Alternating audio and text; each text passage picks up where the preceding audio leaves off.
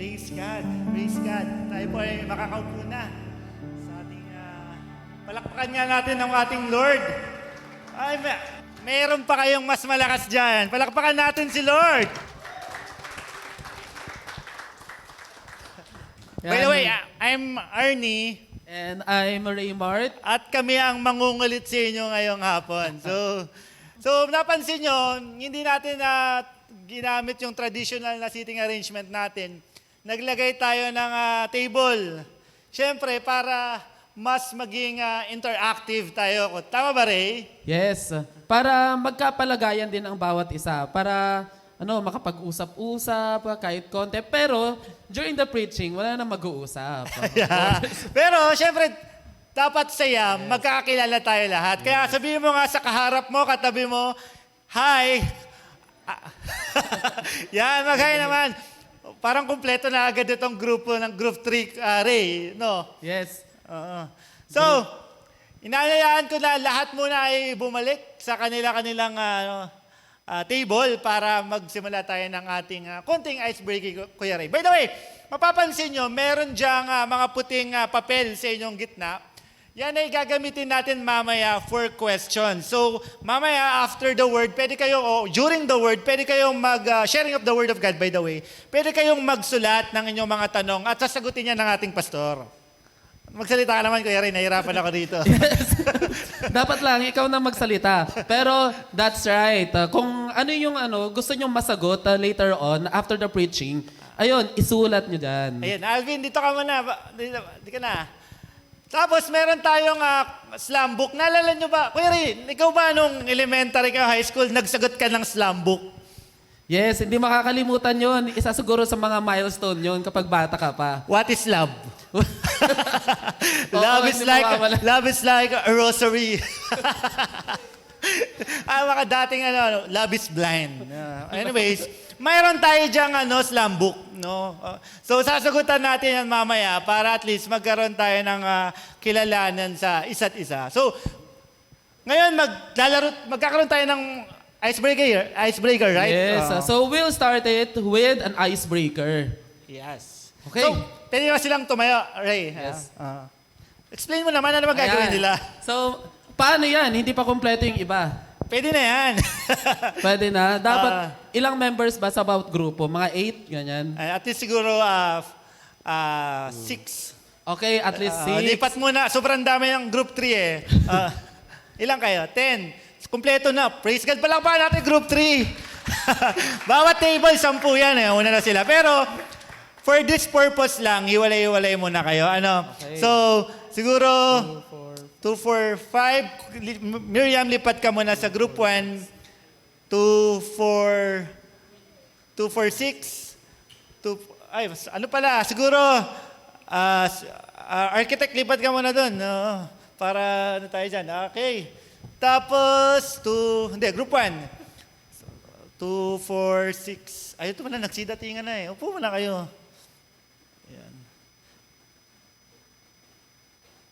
Ayan, kumpleto na. Okay. Pwede na yan. Ilan ba dapat lahat, Kuya Ray? Patas na ba? 1, 2, 3, 4, 5, 6, 7, 8. 1, 2, 3, 4, 5, 6. Kulang. 2, 4, 6, 8. 2, 4, 6, 8. 2, 4, 6, 7. Lipat ka muna, Bro Joel. Lipat ka doon sa group 1. Okay. Pwede na tayong tumayo lahat. Yan. So, explain mo na, Ray, ano ba ang gagawin? Okay. Baka possibly, nagawa nyo na ito nung nag-aaral pa kayo, no? It's, Divine. arrange Sali ka rito. yourselves. Kulang to ng isa. Yan. So, ano yung title Ayan. natin? Ang title ng game natin ay Arrange Yourselves. Of Yan. course, magbibigay tayo ng mga categories, no? And then, ayan, i-arrange nyo yung mga sarili ninyo in order from pinakamaliit hanggang sa pinakamalaki. Ayan. And pagkatapos na arrange correctly, you have to say, Jesus, to signal na tapos na kayo. So dapat honest tayo rito. At higit sa lahat, syempre, dahil halo yung babae at lalaki, syempre kailangan medyo in order pa rin. Okay. Para at least hindi masyadong dikitan. Okay? Okay. So, for example, order, paano ba ang sasabihin dito? Okay, category. Ay, ano? Mula sa pinakamaganda hanggang sa Ano? For example, height. Mula pinakamaliit hanggang pinakamatangkad. Okay. So, pipila kayo. Ano? So, ang team na huling makakabuo, eliminated na, Kuya Ray. Hey. Alright. So, sample muna. Unahin natin. Dito, dyan po siguro yung group 4, dyan kayo sa side ni Eman. Yung group 3 sa side ni Pastor Josh. Ni Divine. The group 3 sa side kayo ni Brother Jude. Dyan kay Brother Jude. Tapos kay Brother Alvin. Tapos kay Brother Angelo. Okay? So,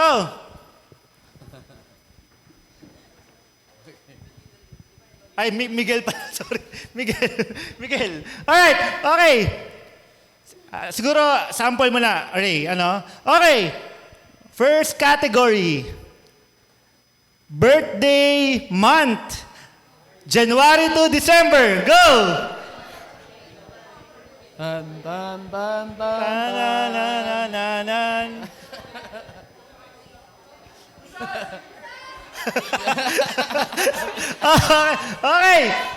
Okay.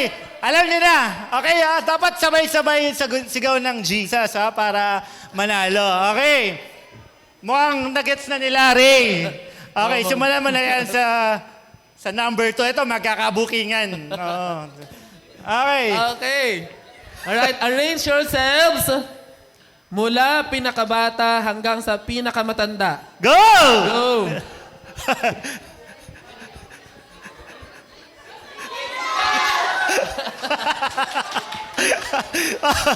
Okay. Sample pa lang yun ulit. Okay. So, ngayon mag-eliminate na tayo. Pag mayroong nakasigaw ng Jesus, dapat sure na sure kayo. Okay? Tapos, ang pinakahuling sumigaw na grupo ay talo na, eliminated na. Alright. Number 3. Ito, madali ito. Wala itong daya. Makikita namin talaga ito, Ang ating category, mula sa pinakamatangkad hanggang sa pinakamaliit. Go!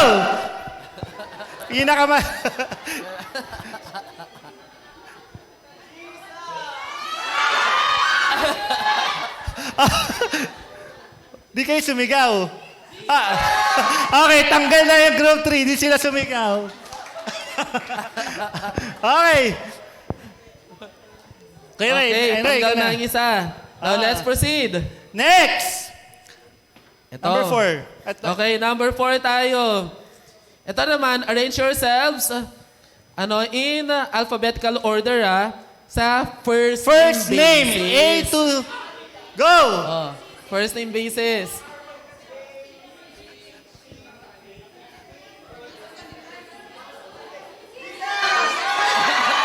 Okay, nahuli ang grupo ni Alvin. Out na sila. Okay. Okay, may 3 grupo na lang ang matatag. Gano'n kaya tayo ka-sure kung tama yung arrangement nila? Baka sigaw lang kayo nagsigaw dyan, Sa ito, i-check na natin dahil 3 na lang. I-check na to. Okay. Next. Wala pa. Okay. Birth date, 1 to 31. Go! Date. 1 to 31. Tarara. Madaya. Okay! Tagal na, group 1. Group 4, out na. Ayan, dadalawa na lang. Dadalawa na lang. Ito, check na natin to. Wait lang, check nga natin. Baka mali yung... Pag may nagsinungaling dito, pasok kayo, bro. Kaya tingnan natin. Okay, CJ, ano ang birthday mo? 1. 10. 13. 14. 18. 26. Ano si Chris? 26 din. Okay. Max, tama. Sir Josh. 4. 9. 22. 23. 24. Okay. Tama. Okay. Talagang maliwanag. Talo kayo group 1. Okay. Para sa ating finals. Okay. Ito. Years in the Joyful Life with Jesus Church. From newest to oldest. Go! Okay. Nakalimutan. From newest to oldest. Brother CJ, ba't nasa dulo ka?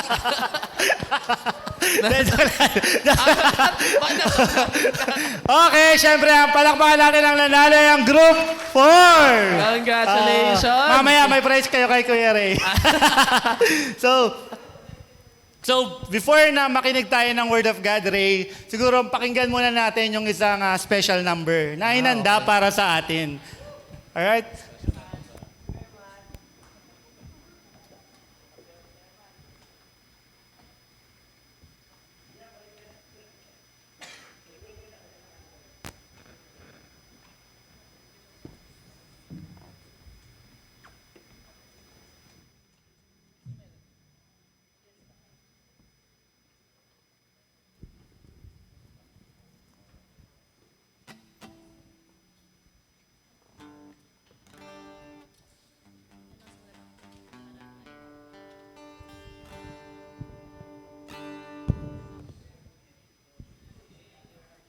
Kakantahin po namin ng Steady My Heart by Carrie Job.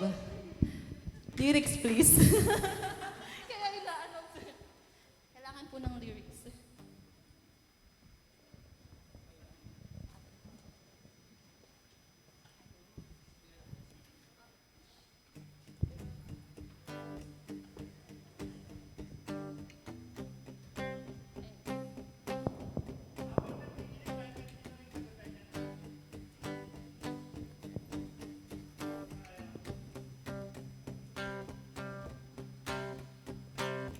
Wish it could be easy. Why is life so messy? Why is pain a part of us? There are days I feel like nothing ever goes right. Sometimes it just hurts so much. But you're here, you're real. I know I can trust you.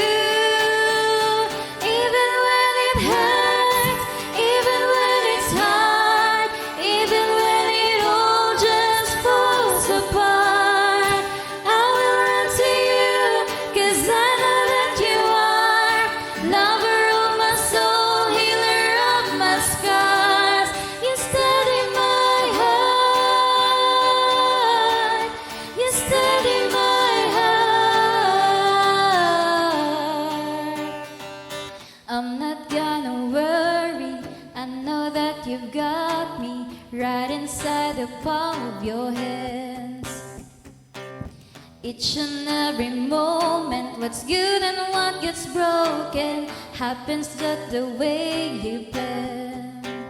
But you're here, you're real, I know I can trust you.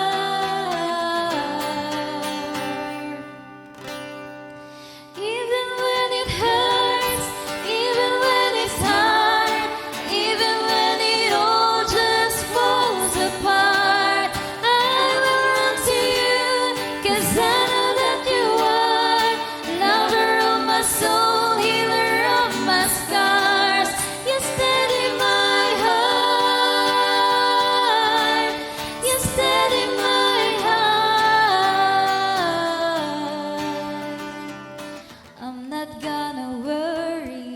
I know that you've got me right inside the palm of your hand.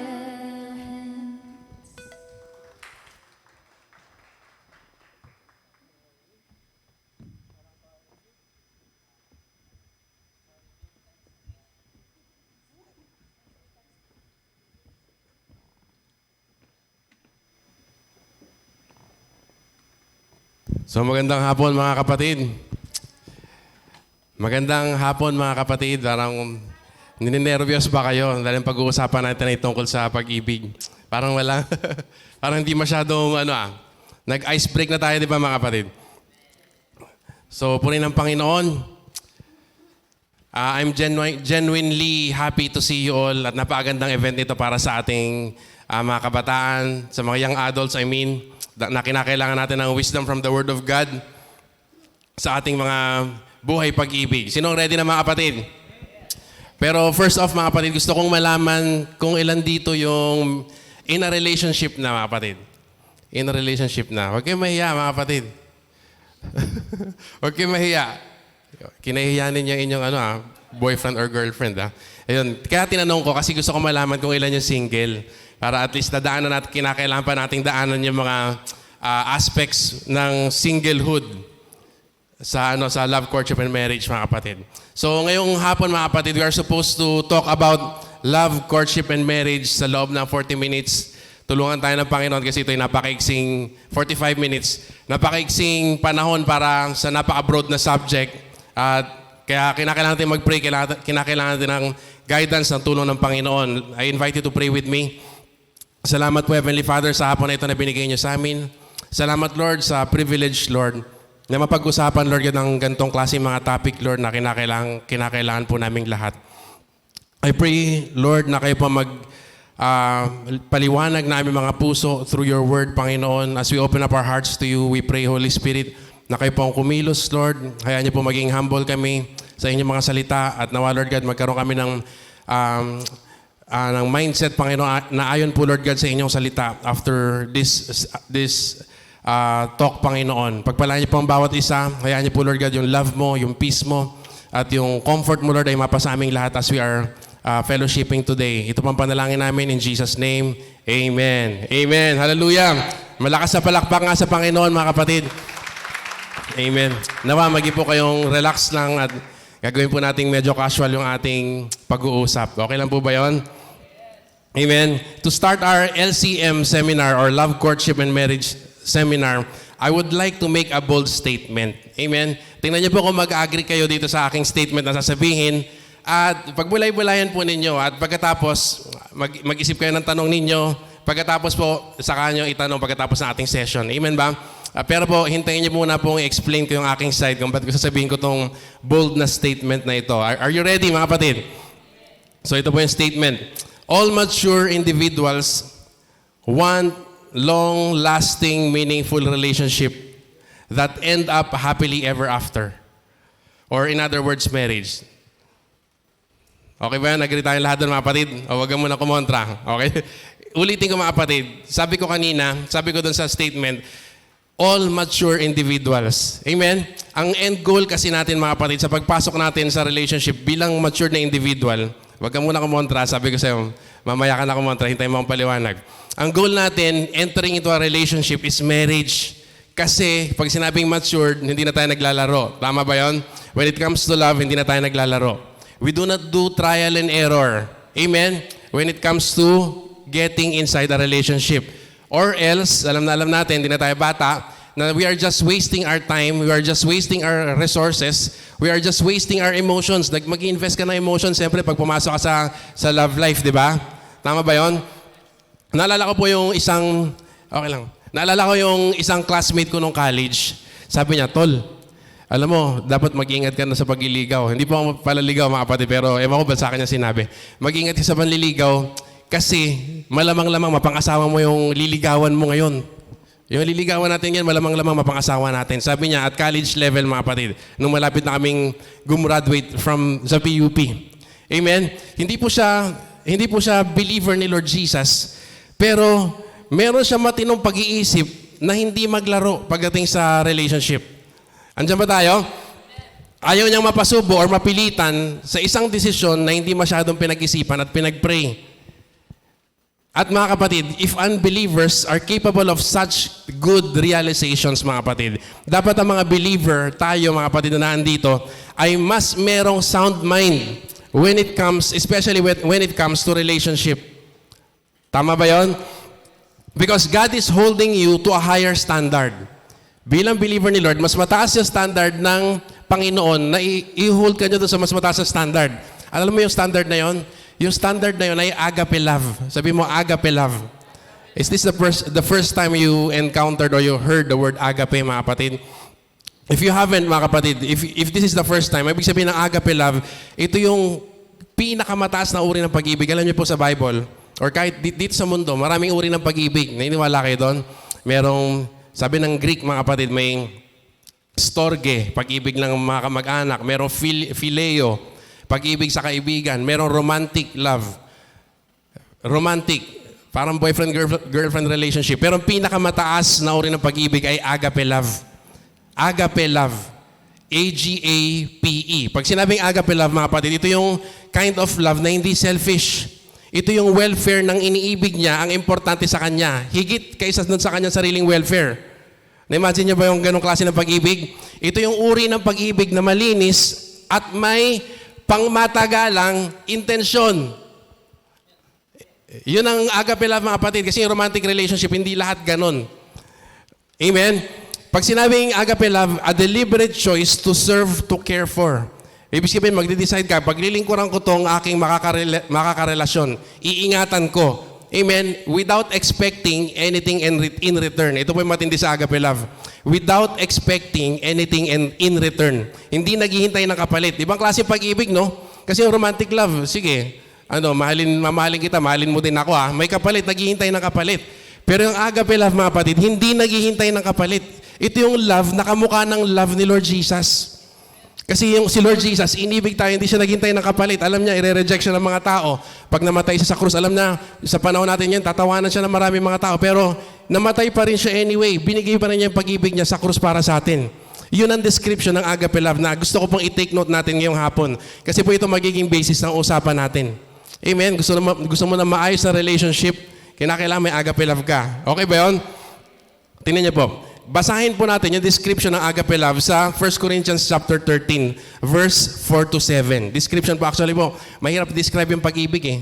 Pinasulat nga sa inyo yung love dyan, mga kapatid, di ba? Tama ba? Pinasulat nila yung meaning na love, hindi naman. O narinig ko lang kanina, parang joke na pala. Alam mo, mahirap i-describe yung pag-ibig, mga kapatid. Pero ito, description, sabi po ng Word of God, love suffers long and is kind. Pag tinignan niyo po yung original na language na ginamit dyan sa 1 Corinthians 13, puro agape yan. Agapen, or ang root word ay agape. Thank you, sweetheart.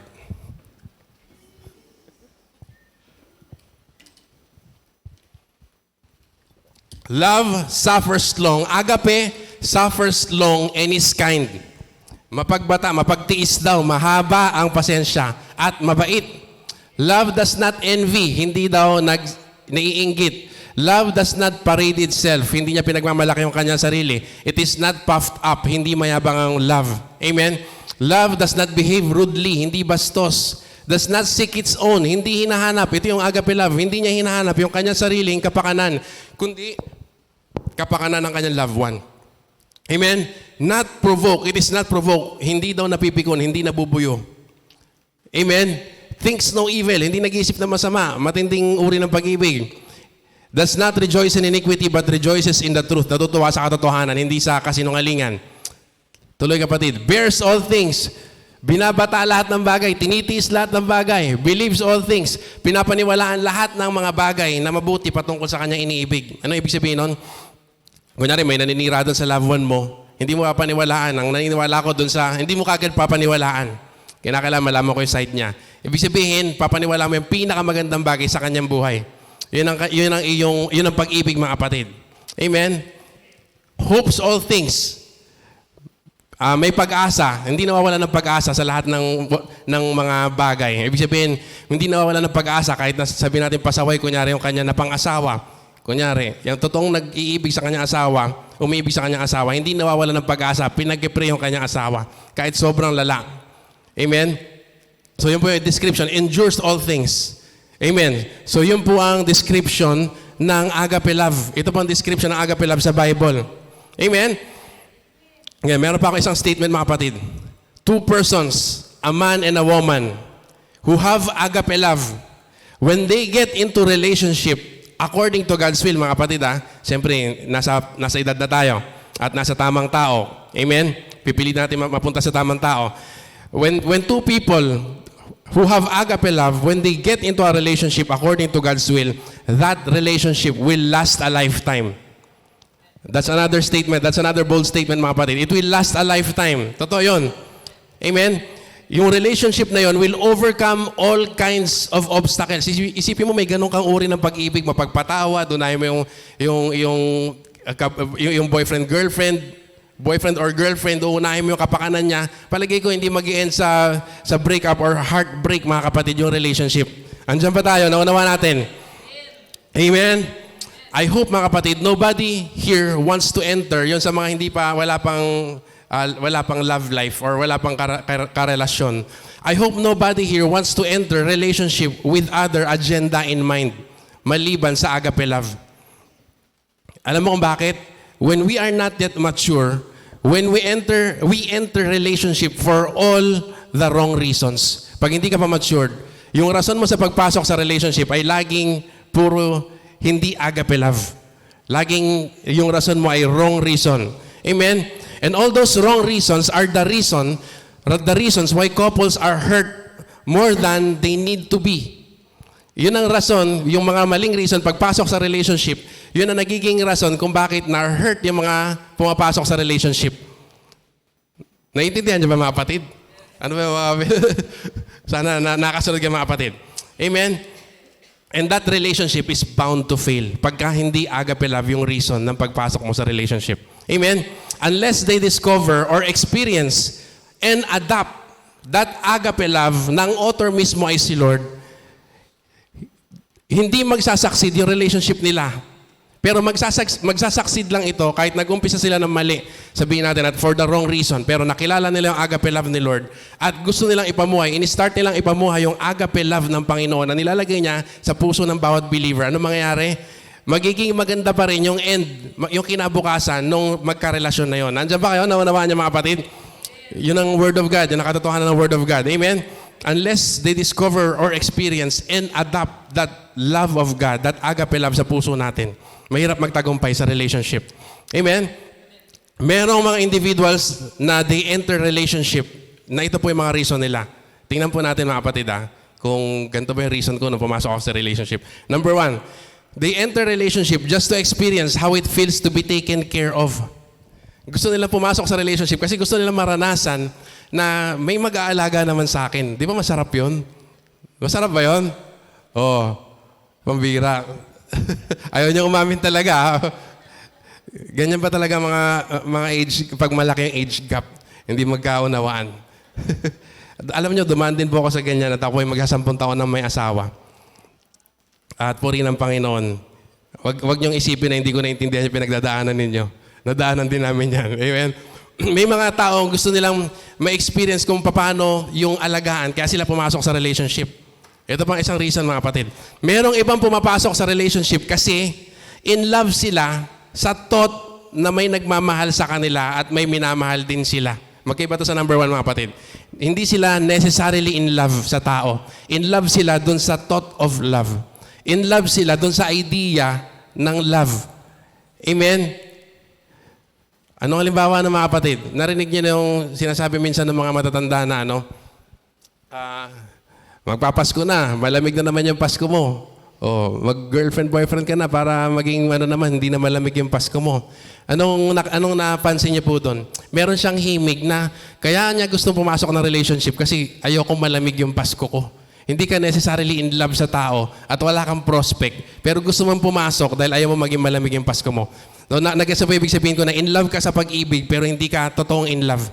In love ka dun sa thought ng pag-ibig. May mga tao ganun yung reason nila. Meron bang sumabog sa ating isipan? Ganun ba ako? Ganun ba yung umpisa? Sana hindi na mga kapatid. Yung iba naman, nanliligaw para may patunayan sa sarili. Ay, kaya ko pala. May sasagot naman pala sa akin. Kaya ko pala siyang pasagutin. Ganon, may ibang mga tao, ganon yung reason. Amen? Ibang mga tao gusto lang mag-explore. Kasi wala pa sila ever since. Hindi pa nila naranasan ever since. Yung iba naman, na-pressure dahil nadadagdagan na yung edad.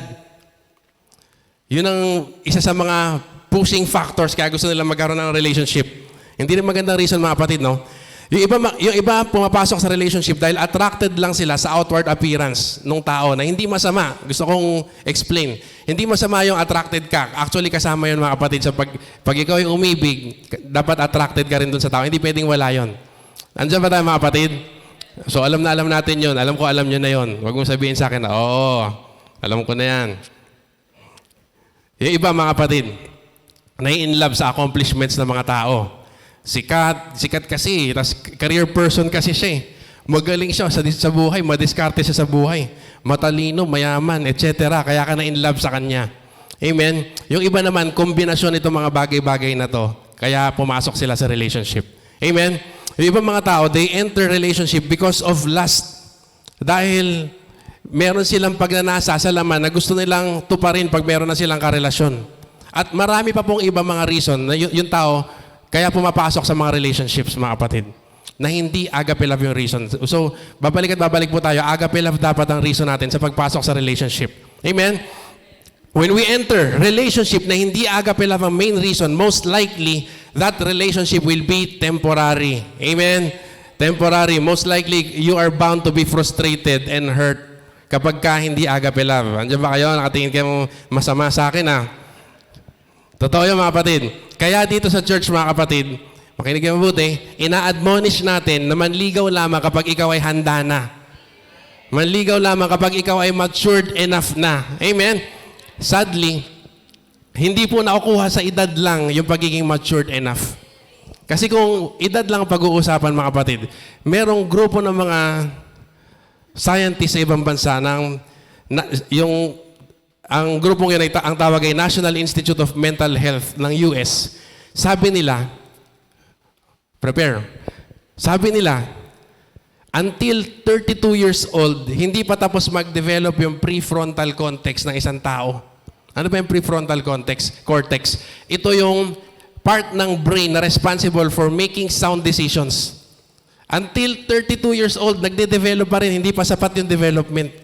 So, hindi basihan yung edad, mga kapatid. Ay, kung edad lang basihan, hindi, maraming factors, hindi lang edad, mga kapatid. Hindi tayo pwede mag-base, ay, gantong edad na ako, matured na ako, ready na ako. Hindi ganun, mga kapatid. Amen?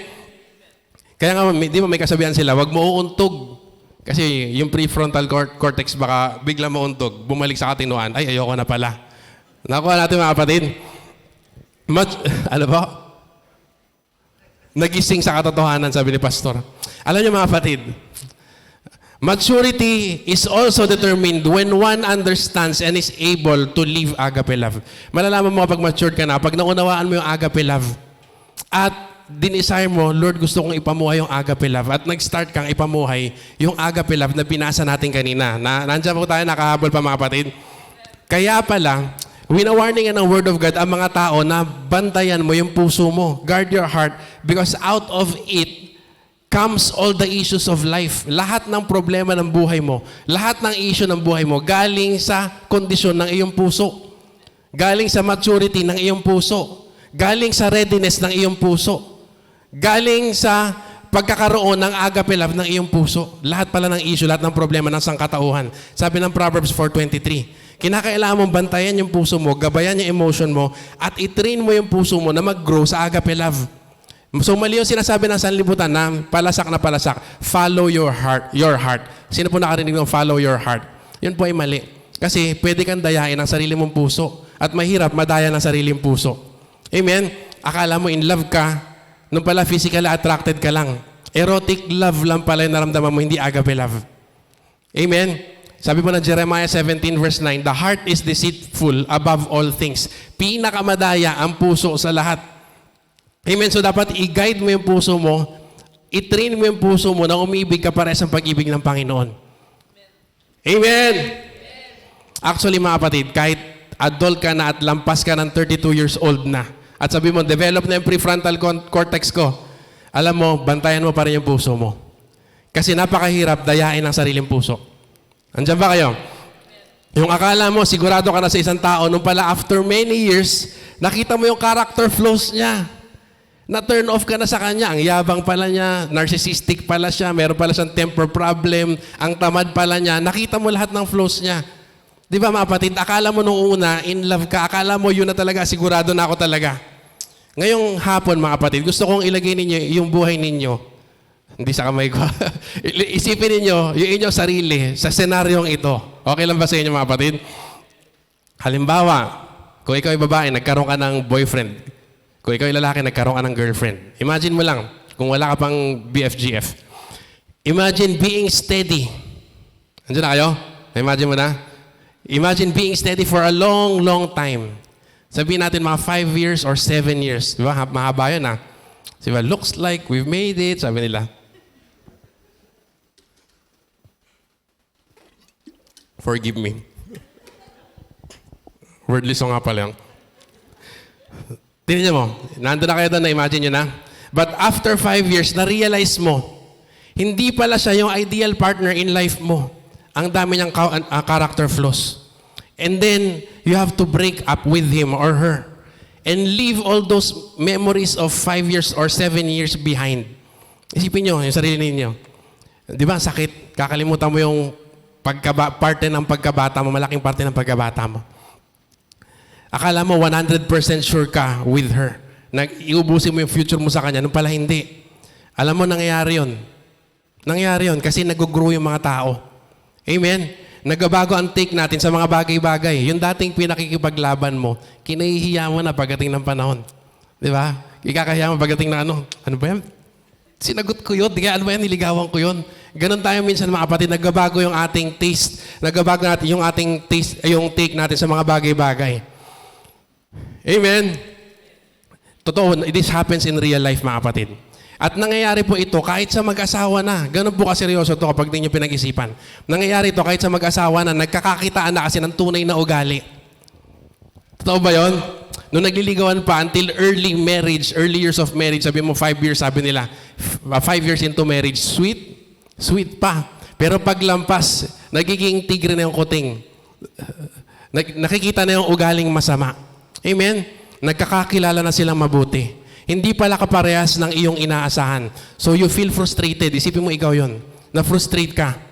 Imagine breaking up with that person dahil na-realize mo, he is not what you are really dreaming about. Hindi siya yung pangarap ko. Dahil nag-trial and error ka. Dahil hindi mo hinintay yung kalooban ng Panginoon. Dahil nanligaw ka or pumasok ka sa relationship dahil sa ibang rason. Maliban sa agape love. Hindi mo hinintay na nag-mature ka muna. Amen? Mahirap yun. Masakit yun mga kapatid. Let that sink in for a moment. Isipin mo, tuwing titingin ka, mag-browse ka ng history mo, mag-browse ka ng mga pictures mo 5 years before, kinakailangan mo kalimutan yung parte ng buhay na yun mo kasi masakit. Di ba? Kasi kinakailangan mo siyang kalimutan, kailangan mo mag-move on. Hindi biro, di ba mga kapatid? All because you made a decision na hindi ka pala sigurado. Hindi pala tama yung iyong rason. Don't let that be you. Sabi mo sa iyong katabi, don't let that be you. Ang sakit sa ulo nun, mga kapatid. And we can avoid that situation by being matured enough, by growing in love. Amen? Pero, mas mahirap kung merong nangyari sa inyo physically. Balik niyo yung sarili niyo sa senaryo. Mas mahirap kung merong nangyari sa inyo physically, then you have to part ways. And then you have to part ways dahil na-discover mo na hindi pala kayo compatible. Alam nyo, some mistakes are life-altering. You will never be the same after some mistakes. Amen? Imaginin mo that you have to raise a child while building your career. Imaginin mo you have to raise a child while waiting for the perfect partner na ibibigay sa iyo ng Panginoon. Imaginin mo yung mga kapatid. We are not judging single parents here o yung mga nagkamali mga kapatid. Pero it takes the grace of the Lord Jesus alone mga kapatid para i-redeem yung mga ganong pangyayari at ilagay yung mga solitary into families. Ilagay yung mga nagkamali sa pamilyang mapayapa, sa pamilyang happy. Andiyan ba kayo mga kapatid? Pero napakahirap pala kapag hindi ka maingat mag-decide. Napakahirap palang gumawa ng desisyon pag hindi ka matured. Para sa mga singles yan, mga kapatid. One of the biggest regret na mararanasan ng isang tao is when he enters commitment na hindi pa siya matured enough. Hindi ko sinasabi na maghintay ka ng 32 years old bago ka pumasok sa relationship. Hindi po yan ang ibig sabihin ko. Mag-ingat, ingatan mo yung puso mo. So ito tayo mga kapatid. Ito po yung payo sa mga singles. Number 1, you be careful to seek the perfect will of God. Alamin mo, gawin mong mission ng Panginoon yung paghahanap mo ng kabiyak. Kasi hindi ka hahanapan ng Panginoon, hindi ka bibigyan ng Panginoon na hindi bagay sa iyo at hindi perfect para sa iyo. Ganong abutin Diyos natin mga kapatid. Sabi po ng Psalm 139, alam ng Diyos lahat ng bahagi ng buhay ko. Alam niya kung kailan nahihinto, alam niya kung kailan magapahinga, alam niya lahat ng breakthrough, alam niya lahat ng detail ng aking buhay, kahit yung bilang ng aking buhok. Mahirapan kayo. Ay, sorry. Lahat mga kapatid, ibig sabihin, alam ng Panginoon kahit kung sino yung mamimit mo in the future. Ipagkatiwala mo sa Panginoon, yung mission na yon. Spend a lot of time in prayer. Mga single dyan, mga kapatid, ang paghahanap ng karelasyon or mapapang-asawa is a spiritual decision. Allow the Holy Spirit to help you. Huwag mong unahan ng Panginoon. Amen? Ang pagpasok sa relasyon ay hindi pwedeng ipagwalang bahala or ipagpaubaya sa kesera-sera. Whatever will be, will be. Hindi ko pwede pagkatiwala sa faith. Hiningi ito ng guidance kay Lord. Maliwanag ba mga kapatid? Kasi yung iyong buhay pag-ibig, maapektuhan ang buong buhay mo. Alam mo ba yun? It will affect your ministry. It will affect your work. Amen? It will affect everything in your life, yung iyong pag-aasawa. Kaya sabi nga ng Word of God, di ba? Guard your heart because out of it comes all the issues of life. So wag padalos-dalos sa desisyon. Number 2, kinakailangan mong gawing ready yung sarili mo. Make yourself ready. Kasi, sabi mo, make yourself ready. Ayun, ang lamya. Parang hindi kayo interesado sa topic natin. Alam ko yung mga gantong age, masayang-masaya pag pinag-uusapan yung pag-ibig. Sabihin niyo sa iyong katapat, make yourself ready. Amen. Lalo na kapag single ka pa, make yourself ready. Alam mo bakit? Because you never know kung kailan ipapamit sa iyo ng Panginoon yung significant other mo. Kailangan mag-ready ka talaga. Anytime, anywhere, sabi mo Lord. Anytime, anywhere. Grabe no, ready talaga pag gaganon. Better be found ready. Ibig sabihin, kinakailangan mo mag-grow. Sabi mo, you should grow. Amen. Yun ang pagiging ready. You should grow. Amen. Surround yourself with responsible people. People who love and fear God. Amen. Para mahawahan ka. Mamaya papaliwanag ko kung bakit napakalaga ng may takot kay Lord. Importante mga kapatid. Isa pang pamamaraan para maging ready ka ay paglingkuran mo si Lord. Paglingkuran mo si Lord. Alam mo kung bakit? Malaki ang ilalago mo bilang person sa character mo pag ikaw ay naglilingkod. Lalo sa Panginoon. Marami ka matututunan ng mga bagay na kinakailangan mo pag pumasok ka sa relationship. Lalo pag pumasok ka sa pag-aasawa. Amen? You will develop agape love habang naglilingkod ka. And you will develop maturity habang naglilingkod ka kay Lord. Tignan nyo, sa paglilingkod kay Lord, sa paglilingkod sa gawain ng Panginoon, matututunan mo maging humble. Kinakailangan sa pag-aasawa yon. Kasi magpapaturo ka, magpapa-instruct ka, utusan ka. Amen?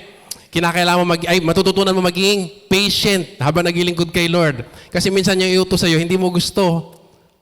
Di ba? Yung papagawa sa'yo ng pastor, mag-share, ang sabi ng pastor, ni pastor, ay mag-share ka ng gospel dyan sa Minsan ayaw natin, kinakailangan mong maging matyaga.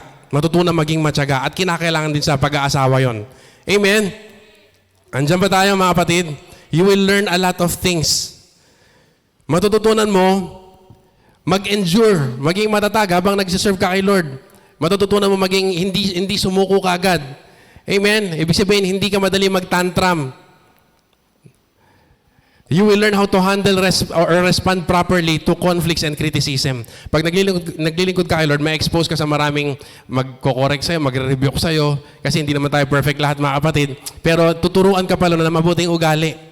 Amen? Na hindi ka madali mag-tantrum. Hindi ka madali maging sour kapag ka nagkaroon ng conflict na kailangan mo pagpasok mo ng relationship, pag ikakasal ka na. Amen? You will learn discipline in many different ways and many more na kayang ituro ng paglilingkod kay Lord. Gusto mo maging handa, pagpasok sa relationship ng mga single, maglingkod ka kay Lord. Amen? Amen. Pag sinabing ready mga kapatid, hindi lang po ito financially ready, although important itong part na ito mga kapatid. Hindi natin matalakay ngayon dahil kulang po yung oras natin. Pag sinabing ready or matured, you have to physically, emotionally, and spiritually be ready as well. Hindi lang financially. Hindi lang porque marami kang ipon, ready ka na. Kailangan emotionally, spiritually, and physically, ready ka. Amen? Tingnan niyo mga kapatid, magbibigyan ko na pagandang example. If you cannot discipline yourself physically, yung tatlong bagay, yung apat na bagay na financially, spiritually, physically, and emotionally, spiritually, nabanggit ko na ba lahat? Pagka kulang ka sa preparasyon doon sa area na yun, mga kapatid, magiging on the rocks lagi yung relationship mo. Amen? Kasi tinan mo, pag hindi mo nakuha yung gusto mo or na-disappoint ka sa girlfriend or boyfriend mo, hindi mo ako tinato ng gusto ko, sabi mo sa puso mo. Anong gagawin mo? Susunod. Anong gagawin mo? Magta-tantrum. Alam niyo kung ano yung tantrum? Masakit sa ulo yun, mga kapatid. Kapag nag-tantrum ka, bago ko i-describe yung tantrum, pag nag-tantrum ka, it signifies your lack of emotional discipline. Tingnan niyo mabuti, mga kapatid. It's a warning for both boys and girls, mga kapatid. Amen? Pag sinabing tantrum, mga kapatid, ito yung sa samaan ng loob mo, gagawin mo yung hindi niya gusto para makabawi, para ipakita mo sa kanyang galit siya. Naimagine niyo, ganun ang tantrum mga kapatid. Pag sinabing tantrum mga kapatid, yun din ay bibigyan mo siya ng cold treatment hanggang gawin niya yung gusto ko, yung gusto mo. Ano ba kayo? At sasabihin ko sa inyo, hindi lang baby ang nagtatantrum. Meron din malalaking baby na nagtatantrum. So mga kapatid, meron pang isang tantrum na malupit. Alam mo yung pangga-gaslight? Alam mo yung gaslight? Kunyari, may gusto kang i-correct doon sa tao. Sinimangutan ka. Di ba? Nung, kunyari, boyfriend naman para fair naman sa mga babae. Sinimangutan ka ng boyfriend mo, sumama yung loob niya dahil sa sinabi mo. Gusto mong i-address. Alam mo, napansin ko kanina, masama yung loob mo eh. Hindi. Walang ganyan. Pinapamukha mo, parang pinapakita mo sa kanya na may problema siya, na mali yung kanyang mga hinuha. At tantrum din yan mga kapatid. At marami pang ibang uri ng tantrum. Alam niyo yun sa bawat isa sa inyo. Na nagawa na natin one or minsan nagawa na natin lahat, hindi lang isa. Amen na malakas. Or di kaya, ano pa ibang uri ng tantrum? Magsasalita ka na masakit. Dahil sa sama ng loob mo, hindi ka nga nagwawala. Hindi ka nagwawala na parang baby. Hindi ka naglulupasay na parang baby, pero nagsasalita ka na masakit. Maraming forms ng tantrum na ginagawa mo at alam mo yun, alam din ni Lord. Samantalang pwedeng pag-usapan ng maayos lahat ng mga bagay-bagay. Amen? Tantrums show up lalo pagdating sa pag-ibig kapag hindi disiplinado emotionally yung mga nasa relasyon. Hallelujah! Am I preaching good or not mga kapatid? Totoo yung mga kapatid. There is also this physical discipline that will determine your readiness sa pagpasok sa relationship. Included dito yung pagkatrabaho, physical discipline. Magkatrabaho ka, magpupursige ka para sa iyong kinabukasan. Amen? Kung ikaw, mga kapatid, kung ikaw ay nag-uubos ng oras mo sa online games, sa sobrang browsing, it shows your lack of discipline. Hindi ka pa ready. Hello, mga boys. Hindi ka pa ready. Maniwala ka sa akin. Kasi kinakain yan yung oras mo. Imbis na i-improve mo yung buhay mo at gawin mong ready yung buhay mo para pagpasok sa relationship. Pagpasok sa kasal. Amen? Hindi ka pa handa sa pagpasok sa seryosong relationship. Amen. Hindi tayo masyado mag-dwell doon kasi may gusto kong talakayan na iba. Spiritual discipline, another thing mga kapatid. Napaka-importante rin. Kasama dito yung healthy relationship mo kay Lord at yung desire mo na lalo mapalapit kay Lord sa pagpasok mo sa relationship. At hindi lang ikaw, kundi pati yung boyfriend at yung magiging boyfriend mo or girlfriend mo ay desire mo, Lord, gusto ko mag-grow siya in the fear of God. Yun po ay sign na ikaw ay nagmamature spiritually. At napakahalaga nun sa pagpasok sa relationship. Amen? Number 3 pa yun. Pangatlong admonition. Be accountable to people whom God has placed in your life. Kung ikaw ay gusto mo manligaw, gusto mo na pumasok sa relationship, maging open ka sa iyong pastor, sa iyong mga leaders or mentors at sa iyong magulang. Kasi itong mga taong to, sasabihin sa iyong katotohanan. Sasabihin sa iyo, kahit na, pag naliligaw ka ng landas, sasabihin nila sa iyo yung katotohanan kahit masakit, kahit magalit ka sa kanila. Kasi gusto nila mapabuti ka. Ito yung mga taong siguradong mahal na mahal ka. Amen? Umiwas ka sa mga taong gusto kang payuhan pero hindi makita sa buhay nila yung kaayusan, hindi makita sa buhay nila yung fear of God, hindi makita yung discipline sa buhay nila, hindi makita yung maturity sa kanilang mga buhay na pinag-usapan natin kanina lang. Pag hindi mo makita yon, umiwas ka, wag kang magapayo doon. Amen? Amen ba mga single, mga kapatid? Amen. So that's only half of our topic ngayong hapon, mga kapatid. Puntahan naman natin yung department ng taken na. Amen. Nasa loob na ng commitment. Sabi natin, yes, nung sinagot tayo, di ba?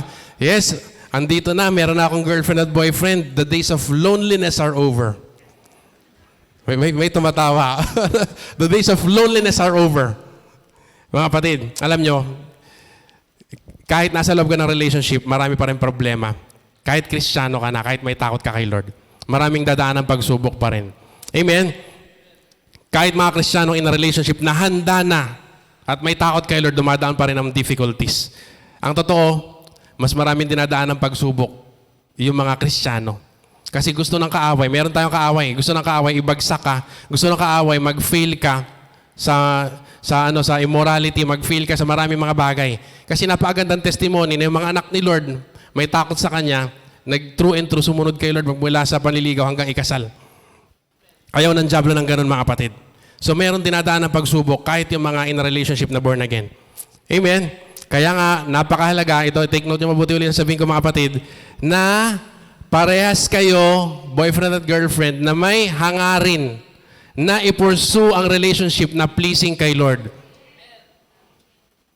Ito yung napaka-importante, mga kapatid, na dapat matake note natin. According to the Word of God, pagka parehas kayong may ganong hangarin, gusto kong i-pursue yung relationship na pleasing kay Lord, magiging mas smooth yung inyong pagkasama bilang boyfriend at girlfriend. Amen? Ang tanong, mga kapatid, meron bang guidelines sa Word of God para i-regulate ang boyfriend-girlfriend relationship? Meron bang guidelines sa Word of God nakalagay? Mga boyfriend dapat ganito, mga girlfriend dapat ganito. Meron bang ganun, mga kapatid? Meron? Parang wala akong sasagot. Yes, mga kapatid. Meron pong principles ang Word of God patungkol sa pag-ibig at sa pag-ipag-relate sa isa't isa sa opposite sex. Those verses govern both married life and the unmarried couple. Andiyan ba, mga kapatid? Sa kanilang commitment sa isa't isa. Yung binasa po natin kaninang 1 Corinthians chapter 13, yun po, mga kapatid, ang ilan sa mga guidelines ng relationship. Amen? Ang problema, mga kapatid, some unmarried couples, kahit born again na sila, ay meron silang mga sariling rule sa kanilang relationship. Meron silang sariling sinusunod na rules. Ito yung mga bagay na hindi pwedeng mawala. Ito yung bagay na gusto ko. Ito yung bagay na hindi pwede. May sariling rule. Samantalang ang dapat na rule ay Word of God. Amen? Hindi mo man aminin verbally, pero the way you react to each other, mga kapatid, the way you react to each other during conflict, and the way you handle disagreements, mga kapatid, nandiyan ba kayo? Pinapakita kung yung Word of God ba talaga ang guide ng inyong relationship.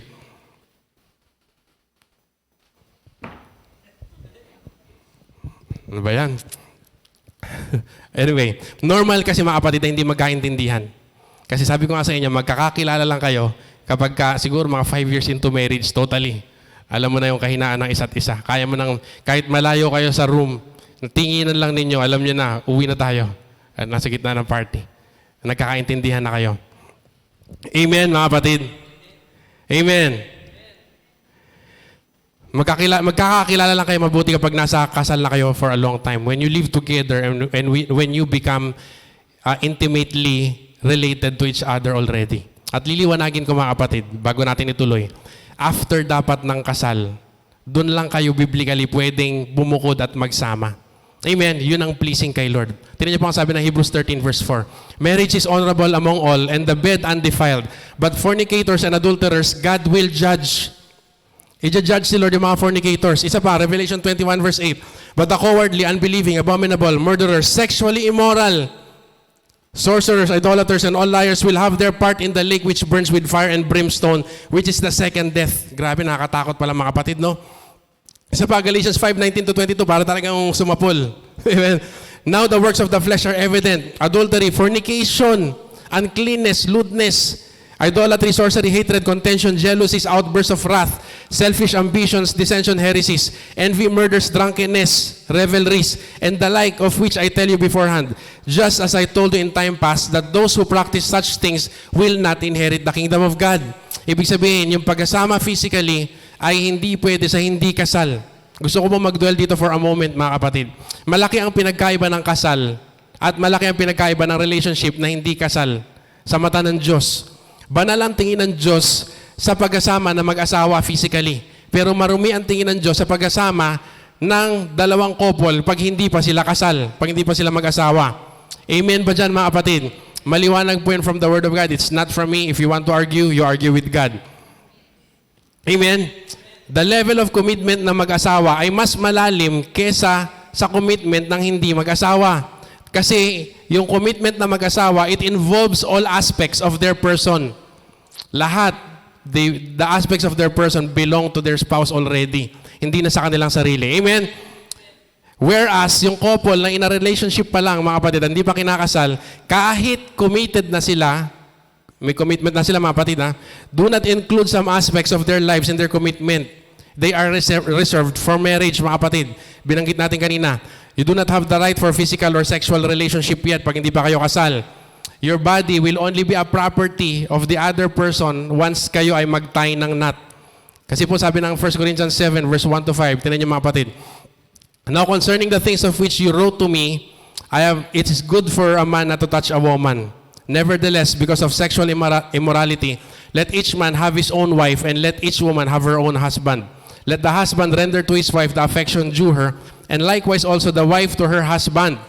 Ito yung verse 4. The wife does not have authority over her own body. Wala siyang karapatan sa sarili niyang katawan.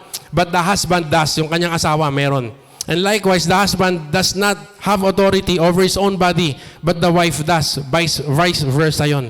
Pag-aari ng asawa, yung katawan ng kanyang asawa. At hindi niyo pa pwedeng gamitin yun pag hindi kayo kasal. Yung privilege na yon. Amen? Sa kasal lang ito applicable, ha mga kapatid, maliwanag ba yun? Sabi ng Word of God. You are not supposed to please your girlfriend or boyfriend with your body. It is for your own good. Kaya gumawa ng gantong rule ang Panginoon. Alam niyo ba yan, mga kapatid? Matalino kasi si Lord kaysa sa atin. Gusto ng Panginoon na mag-enjoy ka, amen, ma-enjoy mo yung buhay may asawa. Kasi yung sex, mga kapatid, ay regalo ng Diyos. Gusto ng Panginoon, ma-enjoy mo sa tamang panahon. Kasi ayaw niya maging anticlimactic. Alam niyo anticlimactic? Wala na suspense. Dahil nauna na, binigay na hindi dapat ibigay. Amen? Masakit, mga kapatid, pero totoo yun. Ayaw niya na ibigay mo yung sarili mo totally. Ayaw ni Lord. Without the highest form of commitment kasi mahal ka niya. Gusto ka niyang ingatan. Amen? Gusto niya maging responsible muna kayo sa isa't isa bago yung ganong bigayan ng lahat-lahat. Kailangan ikasal muna. God wants to protect your self-worth sa iyong sariling paningin. Hindi na babago yung self-worth ng mga tao, mga kapatid. Kahit nagkasala ka, yung worth mo ay hindi nagbago sa mata ng Diyos. Pero maaring sa sarili mong mata ay nagbago yung self-worth mo pag nagkamali ka. Gusto kang proteksyonan ng Panginoon sa ganon. Gusto ka ng Panginoon na proteksyonan from condemnation. Kasi yung Diablo, titirahin niya ng titirahin. Yung iyong kaisipan na ikaw hindi ka worthy, marumi ka, etc. Kapag ikaw ay nagkamali, huwag mong bibigyan ng pagkakataon yung Diablo. Amen? God wants to protect you from the consequences of wrong decisions. God wants to protect you from the promiscuity and attack of the devil. God wants to protect your future relationship as well. Yun ang purpose ng Panginoon. Gusto niyang protektahan yung buhay may asawa mo. Kasi kapag ikaw ay kasal, hindi madaling paghiwalayin ng gulo o ng problema yung iyong pagkasama kapag merong pagkapala ng Panginoon, pag-bound ng marriage. Nandiyan ba kayo, mga kapatid? Amen? Ay, ito pa, another area na excluded sa commitment ng boyfriend-girlfriend. Yung, ang tawag ito, you're not obliged to cover all of your boyfriend's or girlfriend's monetary needs. Hindi pa, pag mag-asawa na yon. Amen? Pero ibang topic na naman yung mga kapatid, so iskipan natin uli yun. Amen? Marami pang ibang mga area ang reserved only sa level ng commitment ng marriage. But the problem lies when unmarried couples confuse their level of commitment to that of the married ones sa kanilang sarili na hindi pa kasal. They should know the distinction. Mas malalim ang level ng commitment na mag-asawa. Amen? Pero punta po tayo dun sa boyfriend-girlfriend relationship na. Pero ang pagpasok sa relationship ng boyfriend-girlfriend relationship, ito ay commitment pa rin. Commitment pa rin kahit hindi pa kayo kasal. Totoo ba yung mga kapatid? Both parties should know their responsibilities, privileges, and boundaries. Maliwanag? Problem also lies when the unmarried couple do not know their privileges, do not know their responsibilities and boundaries sa isa't isa. Doon na naman darating yung problema. Amen? Amen. Mind you, mga kapatid, kahit hindi pa pwede maging intimate physically ang mag-boyfriend at girlfriend, merong rules sa marriage, mga kapatid, na applicable pa rin sa buhay mag-boyfriend-girlfriend. Nagaling sa Word of God. Amen? Andiyan ba kayo, mga kapatid? Yung rules ng pagtrato ng mag-asawa sa isa't isa, it applies to boyfriend and girlfriend stage pa rin. Amen? Except sa intimate aspects, ulitin ko, mga kapatid. Maliwanag yun, mga kapatid, ha? And those boundaries, mga kapatid, responsibilities and privileges are also found in the Word of God. Halimbawa, yung principle ng purity na sinasabi ng 1 Timothy 5:2. Applicable sa kasal, applicable din sa hindi kasal. Principle ng purity. Amen? Tingnan mo ng walang kalaswaan, itrato mo na may kabanalan, yung significant other. Amen? Principle of faithfulness. Kahit hindi pa kayo kasal, kahit hindi pa kayo intimate, mga kapatid, merong principle ng betrothal sa Bible na kailangan faithful ka dun sa iyong karelasyon. Amen? Meron pa isa. Prinsipyo ng paglakad sa pag-ibig ng mag-asawa. Applicable din yun sa mag-boyfriend-girlfriend. Yung pangunawa, yung gentleness, yung respect, yung patience, yung carrying one another's burden. Andiyan ba tayo, mga kapatid? Ito pang isa. Principles of good communication. Applicable sa married life at applicable din sa boyfriend-girlfriend relationship. Yung rules, mga kapatid na mag-asawa, yung leader yung lalaki, alam nyo ba, na applicable din yun sa boyfriend-girlfriend relationship? Parang wala nag-amen, mga kapatid. Hindi ba kayo agree doon, mga kapatid? May dinesignate na role lang Panginoon, sa totoo lang, mga kapatid. At pag ito gusto mong lampasan yung role na yun, doon nagkakagulo yung relationship. Amen? Hindi yung, sabi ko nga kanina, meron kayong sariling rule. May sarili kayong rule sa inyong relationship. Dapat from the Word of God. Yung basis ng pagtuturingan natin sa isa't isa. Amen? Actually, another notch higher dapat ang treatment mo. Kung yung mga unbeliever, treatment nila sa kanilang boyfriend, girlfriend ay maganda, dapat another notch higher yung sa'yo dahil believer ka ni Lord. Amen? Dapat mas maunawain ka. Amen? Dapat, etc. mga kapatid, dapat mas magalang ka. Kasi you're in another level of commitment. Dahil born again ka, Kristiyano ka. Amen? So, I really wonder when I see boyfriends and girlfriends talking harsh on each other. Nagtataka talaga ako. Mahal ba nila talaga yung isa't isa? And yet, kaya nila maging sweet sa ibang mga tao. Nakita kayo ng ganon? Pagkausap niya yung boyfriend, girlfriend niya, parang nag-snap bigla. Pero pag sweet, ay, sa ibang mga, sa ibang mga kapatiran sa church o ibang mga kaibigan. When I see or hear those kinds of harsh treatment towards each other ng mag-boyfriend at girlfriend, I wonder if they really have agape love. So, babalik ulit tayo sa agape love, mga kapatid. Alam nating lahat na this stage of commitment or relationship is very important in determining, makinig kayo mabuti. Okay, antokin, mga kapatid. This stage of relationship ng boyfriend-girlfriend is very important in determining the quality of your married life. Truth be told, mga kapatid. Apektado ng pagturingan nyo sa isa't isa habang girlfriend-boyfriend pa lang kayo, yung inyong pag-asama bilang mag-asawa. Because you are building the foundation of your forever. Yes, kahit mag-boyfriend-girlfriend pa lang kayo, nagbubuo kayo ng pundasyon ng inyong ng pag-aasawa ninyo in the future. Amen?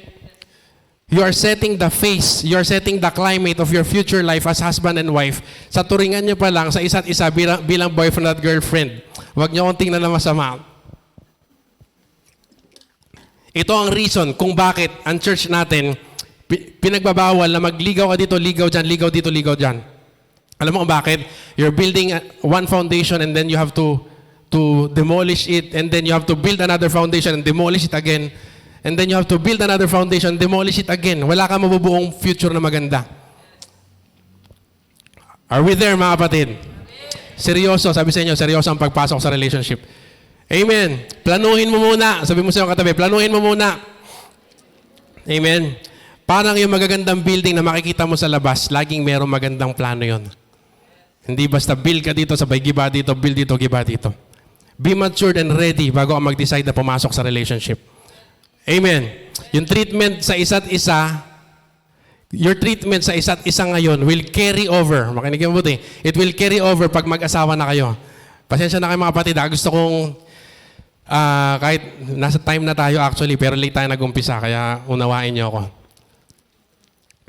Your treatment sa isa't isa will carry, yung habang boyfriend, girlfriend pa lang kayo, yung treatment nyo sa isa't isa will carry over pag mag-asawa na kayo. Your roles sa inyong relationship, ngayon pa lang, na boyfriend, girlfriend pa lang kayo, will carry over kapag ka mag-asawa na kayo. Naintindihan ba? Huwag mong sabihin sa akin, naayusin namin yung aming turingan sa isa't isa pagkakasal na kami. Huwag mong sa akin sabihin yon. No. You will carry it over kung anong klaseng respeto meron ka sa iyong boyfriend. Kung anong klaseng respeto meron ka sa iyong girlfriend. Ngayon pa lang habang mag-boyfriend, girlfriend kayo. Tama ba yon? Kasi lilipas ang kilig, lilipas ang emotion, pero yung treatment nyo sa isa't isa, makikarry over mo. Amen. So kung gusto mo na mabuting marriage in the future, one of the many prerequisites is to have a healthy boyfriend-girlfriend relationship. Isa lang to, hindi ko sinasabing ito lahat. Hindi ko kaya i-discuss ngayon, kulang ang oras natin. So ngayon pa lang, mag-practice kayo, magrespetuhan sa isa't isa. Amen. Ngayon pa lang, mag-practice ng maayos at mapayapang pagpapaliwanagan kung merong conflict. Amen. Ngayon pa lang, practice moving towards pagkakabati. Palagi kapag may hindi pagkakasundo. Unless sobrang lala ng kasalanan na, halimbawa, ng 2-time, di ka nananakit o ibang usapan yon. Pero kung hindi naman ganun yung mga pagkakasala, lahat ng steps nyo dapat toward reconciling. Tama ba mga kapatid? Kasi meron tayong agape love, kaya mo magpatawad, kaya mong umunawa. Tama ba mga kapatid? Hindi yung magtatantrums ka, na nabanggit ko na kanina, hindi ko na ulitin ngayon. Alam niyo na yung tantrums mga kapatid ha? Kung ngayon pa lang, lagi kayo magkaaway. Ito na. Kung ngayon pa lang, lagi kayo magkaaway, pagdating ng kasal, I guarantee you, lalong maraming pag-aaway. Yes daw, sabi ni Pastor. Kasi galingan mo mag-perform ngayon pa lang. Amen. So ayusin mo yung kayang ayusin. Mag-usap kayo ng heart to heart. At pag nag-usap kayo, be honest with each other. And be humble with each other pag nag-usap kayo ng heart to heart. Hindi nag-usap nga kayo heart to heart, pero pabalang ka magsalita parang, alam mo yon, ayaw mo siyang pagsalitain. Ayaw mo siyang magpaliwanag. Ayaw mong intindihin yung pinapaliwanag niya. Kasi may gusto kang sabihin pa rin. Habang nagpapaliwanag siya, hindi mo inintindi. Iniisip mo yung susunod mong sagot. Hindi kayo maayos nun, mga kapatid, pagka ganon. Alam nyo, walang hindi naayos ang mabuting usapan at ang agape love. Amen? That is if you want to have a good foundation na yung pagkasama sa loob ng iyong marriage. Ngayon pa lang pinaghahandaan niyan. Amen? Ayoko mag-build ng foundation kasama siya eh. Ayoko mag-build ng foundation with him or her. Maaaring sinasabi mo sa akin ngayong gabi yan, mga kapatid. Ayoko pasakop sa leadership niya bilang lalaki. Sabi naman ng lalaki, ayoko unawain yung kanya mga kaartehan. Bakit mo siya niligawan? Bakit mo siya sinagot? Bakit mo siya pinili? What's the use of being in a relationship na hindi mo naman kaya palang maging committed? Of course, ulitin ko yung level lang na commitment na nire-require ng boyfriend-girlfriend relationship. Maliwanag tayo dyan mga kapatid. Hindi po tayo naglalaro or nag-trial and error dito. Amen? Ito pong mahalagang punto mga kapatid. Kahit hindi pa kayo kasal, merong role or leadership or authority ang mga boyfriend, ang mga lalaki. Kasi yun ang design ni Lord sa mag-asawa eh. So, dito pa lang sa boyfriend-girlfriend relationship, meron na kagad practice, pinapractice na kagad yun mga kapatid. Tama ba mga kapatid? Hindi ibig sabihin na i-dominate nung lalaki yung babae dahil siya ay merong authority or leadership. Kaya nga sabi sa inyo mga kapatid, kapag meron kayo parehas agape love, hindi gagawin ng lalaki yan. Pag parehas kayo may agape love, kahit may leadership role siya, hindi niya i-abuse yung authority niya para i-domineer Hindi siya magiging domineering sa kanyang girlfriend. Tama ba yon? Ganon din yung mga babae, hindi mag-abuse ng authority. Ay, ng leverage. Mamaya pag-usapan natin leverage, mga kapatid. Kaya make sure, mga kapatid, kung ikaw ay babae, yung pipiliin mong sagutin na lalaki ay dapat kaya mong igalang.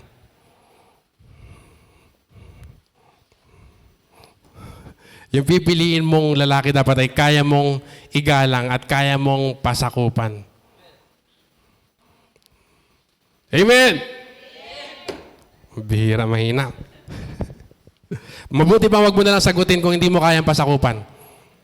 Amen? Kung ikaw naman ay lalaki, mahalin mo lang yung babae kung alam mo sa sarili mo na kaya mong unawain siya. Sino yun? Kung kaya mong unawain siya.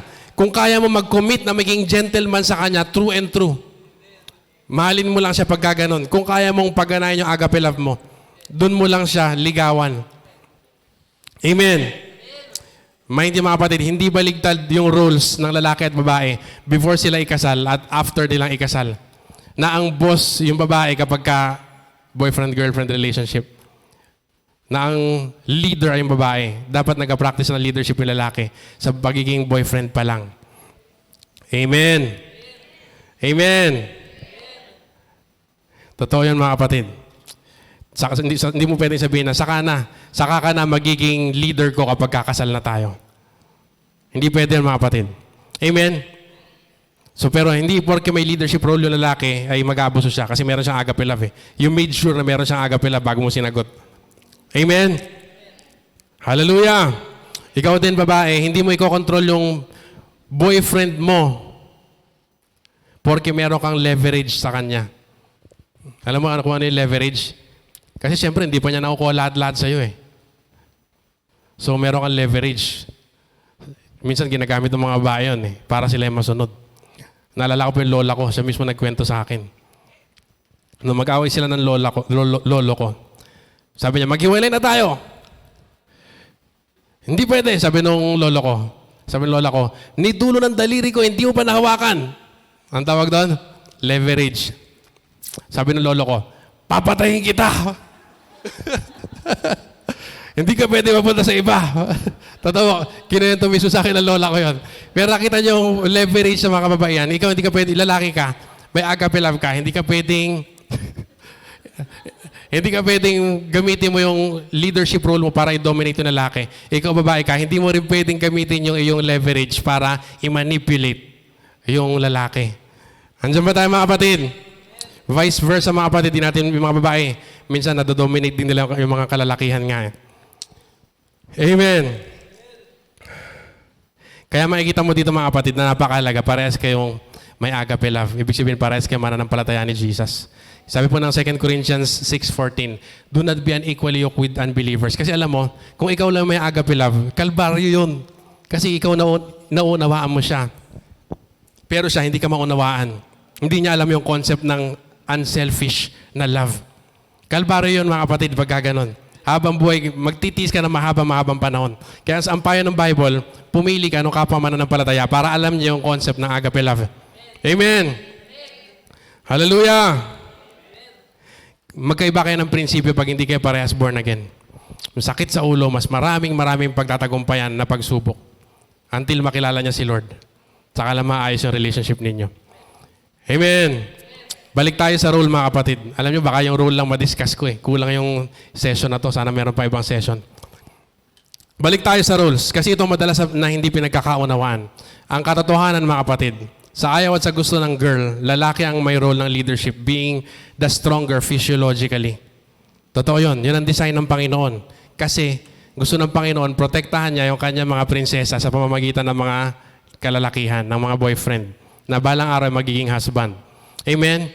He is to protect you, not the other way around. Hindi ikaw mag-protekta sa boyfriend mo. Siya mag-protekta sa'yo. Physically.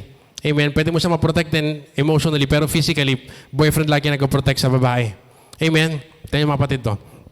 If you try to bully, kung babae ka, dahil meron kang leverage, if you try to bully, oh, by the way, unahin natin mga babae kasi ladies first daw. Okay lang ba yun? Mga kalalakihan, namaya na kayo mga babae muna. If you try to bully your boyfriend dahil meron kang leverage, he will not act as a man when the need comes. Pag binuli mo siya ng binuli, hindi siya tatayo bilang lalaki pag dumating ang pagkakataon. Amen? Laktawan ko na iba. At ayaw mo mangyari yun, mga kapatid. Baka maging duwag yan pag binuli mo ng binuli. Madaling tutupi. Sige, ikaw din. Pag kinakailangan ng protection, pag kinakailangan ng someone to lean on na strong, hindi siya magiging strong kasi binuli mo ng binuli. You don't like that happening. Amen? Gusto mo yung iyong man ay maging strong in difficult situations. Amen? Gusto mo yung your man to stand up when all the world is bowing down. Gusto mo yun, mga kapatid, di ba? Mga kababaihan, you want your man to be decisive and bold. Amen? Ang katotohanan, mga kapatid, makinig kayo mabuti, you can affect the disposition of your man greatly. Hindi mo pwedeng sabihin, bakit? Nakaasa ba sa akin yan, yung development yan? Ano siya? Hindi mo pwedeng sabihin kasi alam mo kung bakit kaya mo siya maapektuhan greatly sa disposition. Kasi binigay niya yung puso niya sa iyo. I mean, pinagkatiwala niya. Kaya mo siyang, kahit siya ay developed na tao at matured na tao, kaya mo siyang maapektuhan, kaya mong saktan, kaya mong sirain yung ego niya sa pamamagitan ng hindi mabuting pagturing. Sabi ko sa inyo, pasensya na mga girls na una kayo. So build your man up. Build your man up kung meron kang boyfriend. And he will bloom. Mag-bloom siya. Nangyayari po ito kahit boyfriend at girlfriend stage pa lang. Ito po yung sinasabi ni Brother Jerry, na buhatin mo yung payong mo para mapayungan ka. Pag hindi mo binuhat yung payong mo, hindi ka niya kayang payungan. Hallelujah. Naintindihan natin yung mga kapatid? Yung payong ang purpose doon, i-cover yung tao talaga. Pero unless buhatin mo, unless i-build up mo, encourage mo, hindi mag-bloom yung lalaki. Amen? Meron po akong isang, matagal ko nang napanood, pero hindi ko mahanap yung mismong preaching na yon. Hindi ko mabalikan kasi matagal na. Na si Pastor Lisa Bever, na asawa ni John Bever, mga kapatid. Sabi niya, I saw my husband almost instantly develop into a very strong man of God. After I gave him the level of respect that I have not given him before. Nung ginalang kong umpisa yung aking asawa, doon ko siya nakita nag-bloom into a strong man of God. Na dati, ang tingin ko sa kanya ay parang boyish lang. Yung success ng ating mga asawang lalaki, na ating mga boyfriend, yung magiging asawa niya in the future, yung success ay partially dependent on you bilang supportive na girlfriend na balang pa na magiging asawang babae. Totoo ba yun? Sabi nga nila behind the success of every man is a supportive woman. Hindi strong woman. Behind the success of every man is a supportive woman. Amen? If you become a mother to your boyfriend, mga kapatid, if you correct him always, na para siyang bata, ipamukha mo sa kanya palagi yung mali niya, you will make him a mama's boy. Pointing out mistakes, mga kapatid, ay hindi masama. Pero there's a time and there's a manner na tama. Hindi yung basta-basta maipamukha mo lang sa kanya, okay na. And this, by the way, this goes well, mga kapatid, sa mga lalaki at the same time, mga kapatid. Both ways. Amen? Ang sabi po na Ephesians 4:15, speak the truth in love. Speak the truth in love. Let your speech be always seasoned with salt, mga kapatid. Amen? Sabi na Ephesians 4:29, let no corrupt word proceed out of your mouth, but what is good for necessary edification, that it may impart grace to the hearers. Dapat, ingatan mo yung pagkasalita mo. Amen? Sabi nga ni Brother Jerry kagabi sa Couples Fellowship, hindi lahat ng unang dumating sa utak mo, sasabihin mo. Pati yung pangalawa na dumating sa utak mo, wag mo kagad sabihin, yung pangatlo yung sabihin mo. Napaganda illustration niya. Nung nag-gets ko, tawa ako ng tawa. Gusto niyo ulitin ko? Pasensya na kayo kasi late binigay sa akin yung mic. Kasalanan nila. Nangyari mga kapatid, merong mag-asawa, matagal na sila mag-asawa, 40 years, pero hindi sila naghihiwalay. Magkaibang kultura. Amerikano yung isa, Koreano yung isa. Amerikano yung lalaki. Black American. Pero takang-taka yung anak niya, Daddy, paano mo nagawa yun? Uso ang divorce dito sa US. Paano kaya tumagal na mahaba-mahaba? Sabi niya, I do not speak what's in my mind. Yung unang dumating sa utak ko, hindi ko sinasabi kagad. One time daw, yung pangalawa hindi rin. Yung pangatlo yun ang sinasabi ko. Sabi niya, One time daw, pumunta sila ng Las Vegas, may dalang cooler yung kanyang asawa, naglagay sila ng mga frozen milk doon, siguro may baby silang dala-dala para ipa-dodo sa baby. Pagdating nila doon sa Las Vegas, lo and behold, tunaw lahat yung milk. Sabi ng babae, anong klaseng cooler to? Natunaw lahat ng milk. Ang dumating sa utak ng lalaki, that is the stupidest thing na narinig ko. Hindi niya sinabi. Kasi maghiwalay sila. Yung pangalawang pumasok sa utak niya, sweetheart, cooler yan, nilalagyan ng yelo yan para gumana. Sabi niya. Yung pangatlong pumasok sa isip niya, yun yung sinabi niya. Ano sabi niya? Pambihirang cooler to, talaga hindi marunong magano. Walang kwentang cooler to, sabi niya. What a love, sinakyan niya. Hindi na-gets ng iba, sayang. So, andito pa rin tayo sa rules, mga kapatid. I want to reveal to you a big secret ng mga boys. Mga girls, nakikinig ba kayo? I want to reveal to you a big secret ng mga boys.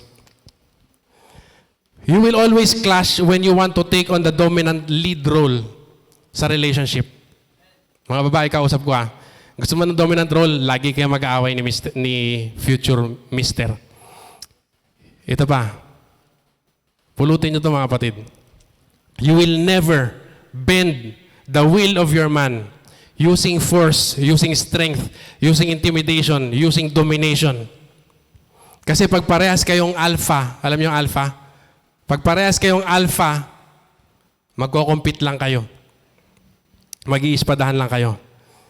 Iba, kaya ginawa ni Lord lalaki at babae. May different rule, mga kapatid, sa relationship. Na para sa lalaki itong leader, para sa babae itong support, mga kapatid. Amen? Makinig mabuti uli. Hindi mo may influence yung future husband using competition dahil super competitive ang mga lalaki. Ginawa ni Lord yun. Si Lord ang naglagay ng ganong ugali sa mga lalaki. Alam mo kung bakit? Kasi gusto ni Lord i-make sure magsusurvive yung family niya. Yung family nyo. Kaya competitive yung mga lalaki. Gusto ng Panginoon na ito'y palaban, hindi sumusuko basta-basta. Kung ikaw may kapag-compete sa Kanya, hindi mo mabibend yung kalooban niya. Nandiyan ba kayo? Nevertheless, ito na mga kapatid, girls, you have a power that is maybe unknown to you. And that is so effective in changing the heart of your man. Alam niyo kung ano yun? The power of a quiet, gentle, and humble spirit. It is from the Word of God. 1 Peter 3:1-4. Wives, be submissive to your own husbands, that even if some do not obey the word, they without a word may be won by the conducts of their wives. When they observe your chaste conduct accompanied by fear, do not let your adornment be merely outward, arranging the hair, wearing gold, or putting a fine apparel. Rather, let it be the hidden person of the heart, with the incorruptible beauty of a gentle and quiet spirit, which is very precious in the sight of God. Sabi mo, yes, alam ko. Oo, ang kinakausap dyan ni Pedro, ni Apostle Peter, ay wife, hindi pa ako wife. Sabi ninyo, alam ko mga kapatid. Pero I like to point out, na kahit yung unbeliever na asawa, ibang usapan to, asawa na to mga kapatid, ay kayang i-win pag merong ugali na gentle, quiet, and humble spirit yung babae. Amen? Ito yung ganda na hindi pwedeng ma-ignore ng mga kalalakihan. Pay attention mga kapatid. Pay attention. Your man, gaano man siya kapuno ng muscle at katigas at matapang, your man will melt down like butter under a hot samurai. Kapag meron ka nitong ganitong ugali. Hindi niya pa rin nagaget sa kainis. Makatunaw puso yun mga kapatid sa mga lalaki. Man has a soft spot. At yun yung spot na yun. Hindi mo alam, may kapangyarihan ka bilang babae. O alam niyo na, nakangiti yung mga may asawa dito mga kapatid. Be gentle, be humble, and calm when you treat your man. And your man will be more attracted to you. There's a study that I came across with. It says that a great majority of men would prefer a humble housewife than a career woman who is arrogant. Hindi po masama maging career woman, pero nagkakatalo doon sa ugali kung humble spirit, kung meron siyang humble spirit, meron siyang quiet spirit. Amen. Amen, ladies. Okay, boys naman, para tama na yung ball jack sa mga girls. Guys, be sure to rise up as godly leaders in a relationship. Challenge yourself always to improve in every aspect. I-challenge mo yung sarili mo. To improve in every aspect. That is what leaders do. Yun ang ginagawa ng mga leader. Amen? yung feeling of security and actual security ng babae ay dapat mong ilagay sa iyong psyche. Mga kalalakyan, ilagay mo sa iyong psyche yung security, feeling of security and actual security ng iyong girlfriend. Sometimes the girl just wants to make sure that she will be secured sa feeling mo, kaya minsan nagnanag siya or pinupush ka niya. Andiyan ba tayo mga kalalakihan? Kasi ang mga lalaki minsan nagiging kampante or super relaxed sa relationship. Kasi masaya, sinagot na ako nasa heaven, nasa cloud 9. Na-extend yung kanyang moment. Kaya minsan nagre-relax yung mga kalalakihan. Pero huwag niyo i-judge yung mga kalalakihan, konting push lang yan. Amen? Mga kababaihan, ginawa ng super habang moment nung pagkakasagot sa kanya ng girl. Yung future security mo, yung emotional security ng girl, among other things, ito ay very important sa babae. Dapat alam mo kung saan pupunta yung relationship. Dapat ikaw ay purposeful. Amen? Amen? May clear intention dapat. At dahil doon, magpupursige ang lalaki. Dapat siya magpursige. Ipupush niya yung sarili niya. Ito yung pagpapakita ng ibubuga na hindi mayabang. Kasi you want your girl to feel secured. Amen? I challenge you guys, nalakasan niyo yung loob ninyo. Habang bata ka pa, gawin mo na yung hindi mo pa nagagawa before. Pag tumanda ka na, pagsisisihan mo yung mga time na hindi mo nilakasan yung loob mo. Amen. Binabasa ko na lang mga kapatid kasi kulang oras. So ngayon pa lang mga kapatid, mag-venture ka na sa negosyo. Ito po galing sa aking puso mga kapatid. Ngayon pa lang mga kapatid na lalaki, mag-venture ka na sa negosyo. Mag-ipon, gawin yung the best mo, i-push mo yung sarili mo sa limits. Gamitin mo yung resources mo. Minsan ang resources ay hindi pera. Minsan ang resources ay connection. Hindi mo alam baka may connection ka. Dati mong trabaho, yung mga supplier mo, etc., kakilala mo pala, pwede ka magtayo ng sarili mong negosyo. Amen? Maging wise ka sa paggastos. Yes, kaya mong mag-ipon kahit kumakain kayo sa labas. Pwede mo naman pag-usapan na maayos yung dalas ng date ninyo. Pwede mo sabihin, hindi naman kita sa tinitipid, sweetheart. Pero pinagkaplanuhan ko yung future natin. Amen? So men, push yourselves hard. Do your best. This is for your future family. This is for your family. Sabi ng mga, ng mga pep talk ng mga sundalo. At this moment, mga kapatid, make sure din na yung girl ini-inspire naman niya yung lalaki habang pinupush niya yung kanyang sarili. Baka akala mo ini-inspire mo siya nung pala dinadown mo na. Dapat maramdaman ng lalaki na hindi mo lang siya basta pinupush. Kasi hindi masama mag-push mga kapatid. Pero make sure ramdam din niya yung support mo at hindi lang yung push. So be careful. Balik ulit tayo sa Agape Love lagi mga kapatid. Make sure meron kayo noon isa't isa. Women need a strong figure. A man full of purpose to lead them pero gentle pagdating sa trato sa kanya. Mature men can balance these two things. Amen? Ang isa pang payo ko guys, regarding the role as leaders in the relationship, make sure that you have a good support system out of your relationship. Ibig sabihin, yung tao na i-encourage ka, i-influence ka positively. Yung mga taong meron ng experience para gabayan ka at payuhan ka. Para maka-take off ka sa buhay. Amen? Napakagandang avenue ng cell group dito. So makinig kayo sa mga cell group leader, mga kalalakihan. Cell group leader ninyo. Amen? Kaya connect with your cell leaders and cell group mates more. Kasi naaabot sa cell group yung mga gantong needs. Makinig sa payo ng mga meron ng experience. At last na payo mga kapatid, pinaka-importante. Unahin si Lord sa lahat ng bagay para magtagumpay lahat ng endeavors mo. Yung mga business ventures mo, yung pagkapagal, yung pag-isipag mo ay magiging doble or higit pa ang resulta kapag ka hindi mo kinalimutan si Lord. Kasi sabi ng Matthew 6:33, seek ye first the kingdom of God and His righteousness and all these things will be added unto you. Amen? Parang alam mo si Lord sa iyong relationship at si Lord ang bahala sa iyong future. Amen? Rules pa lang po na pag-usapan natin pero pwede bang may basahin lang ako ng ibang payo? Konti na lang. Ibang payo patungkol sa ibang aspect ng relationship. Number 1, bilisan ko. If you would require a level of commitment sa iyong partner, make sure you are also able to do your equal share or better share of commitment. Amen? Masigitan ng pangunawa kaysa sa BFGF mo. Makipagkompetensya ka sa pabaitan at sa respeto. Okay ba yun mga kapatid? Number 2 mga kapatid, pag hindi magkasundo, make sure that your course of action is towards reconciliation, towards pag-uusap na maayos. Hindi yung lalayo muna ako at mananahimik, hindi yung magbibitiw ng masakit na salita. Kasi sabi ng kasabihan, may your words be sweet because one day you may have to swallow them all. Amen? Don't burn bridges when you are angry. Amen? Don't make decisions or proclamation when you are emotionally high. Hindi ko, pagkaganto, nagtalaga ka ng mga pangyayari sa buhay mo. Huwag mong gagawin kapag mainit ang ulo mo. Amen? Number 3, ang boyfriend-girlfriend relationship ay practice sa buhay mag-asawa except of course sa part ng physical intimacy. There's a level of commitment required. Number 4, if you're planning to embark on panliligaw, umiwas sa mga tukso-tuksuhan. Most of the time, it ruins yung moment.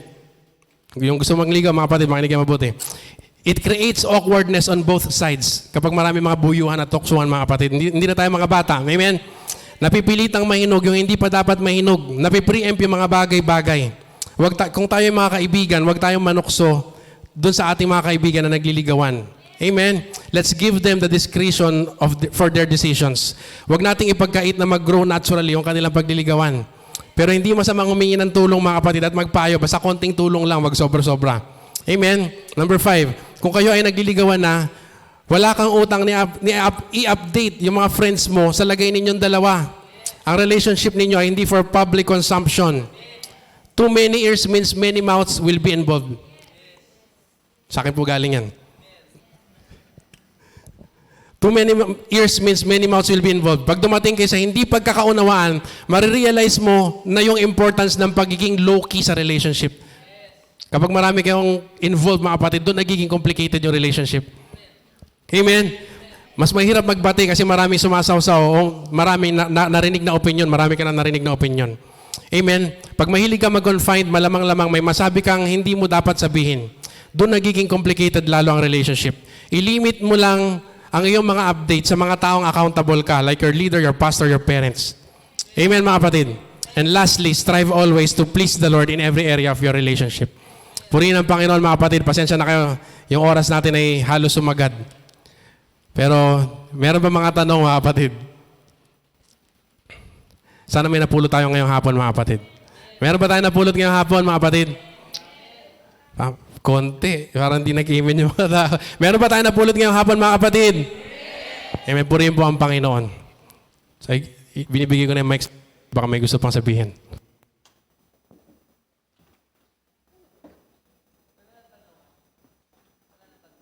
Kung ialaw nila, Pastor, pwede ba magtanungan? Wala pang problema.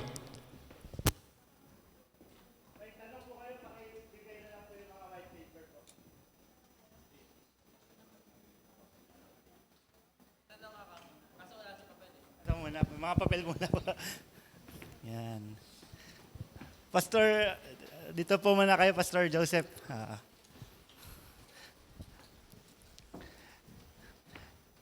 Kailan po masasabi na godly ang isang date ng mag-boyfriend-girlfriend o nagliligawan? Kailan masasabi na godly ang isang date ng mag-boyfriend-girlfriend o nagliligawan? Siyempre kapag ayon sa Word of God, nabanggit natin kanina yung rules ni Lord, principles ng purity, di ba? Principles ng faithfulness, mga kapatid, at pagkagalangan, pagrespeto. Palagay ko yan ang Word of God, basis ng pagiging godly ng relationship. Hindi tayo pwedeng umayon sa mundo, hindi porke uso sa mundo, ganito yung ligawan, hindi tayo babase doon, babase tayo sa Word of God. Siguro kaya naalala ko rin yung tinuro sa atin kahapon ni Kuya Jerry, ano? Na pag may pag-date daw, ang payo niya ay ipaalam sa cell group leader, ipaalam sa nanay, tatay, na, at i-update kung anong oras uuwi. Yun po yung turo kahapon. Ano po. Panoorin nyo na lang po, mga kapatid, kahapon yung preaching.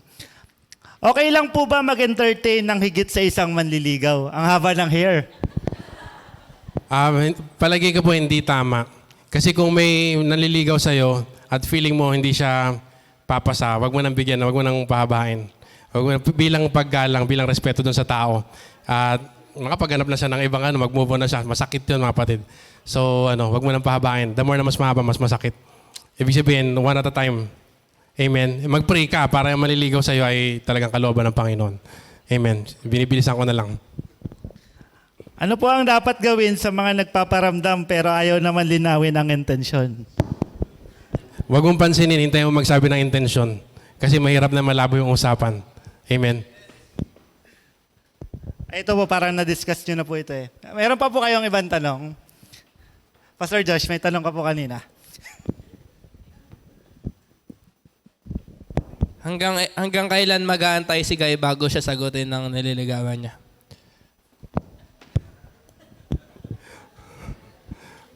Hanggang kaya niyang tiisin. Pero mga kapatid, ang paliligaw ay parang tawag sa telepono. Kapag hindi mo sinasagot, ring ng ring yun. So eventually, bababa din yung telepono. Baka gusto mo na sasagutin, tapos hindi na siya, ayaw na pala niya. So alam mo naman sa sarili mo yun kung ikaw ay may feeling sa kanya at alam mong wini-witness ni Holy Spirit sa puso mo kung siya yung perfect para sa'yo. So wag mo nang patagalin, wag mo nang pahirapan. Kung, hindi ko ibig sabihin na maging ikaw ay easy to get. Ibig sabihin, alam mo sa sarili mo kung ano na. Kung sasagutin mo na. Huwag mo nang dagdagan niya marami niyang gastos. Kasi siyempre i-reserve mo na doon sa pagpupuntar para sa pamilya ninyo. Di ba? Sige, baka meron pa. Can a good relationship or healthy relationship begin from love at first sight?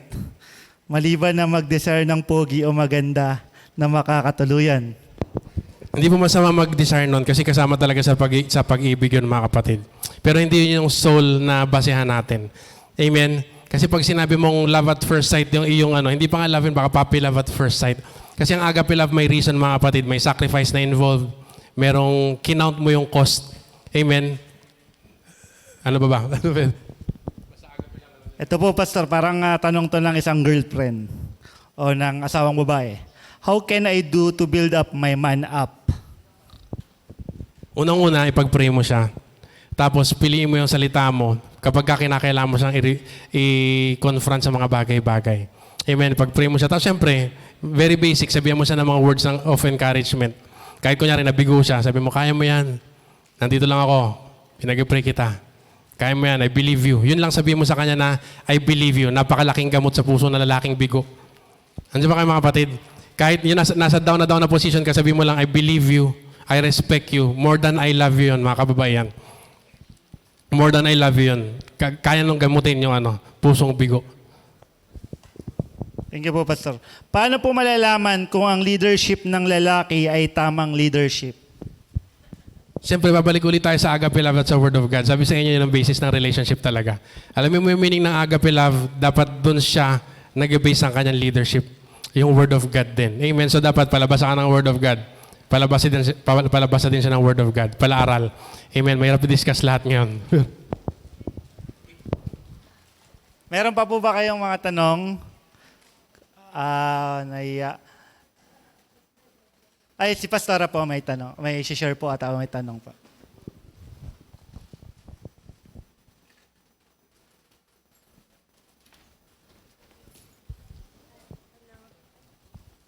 Hello, you're beautiful people of God.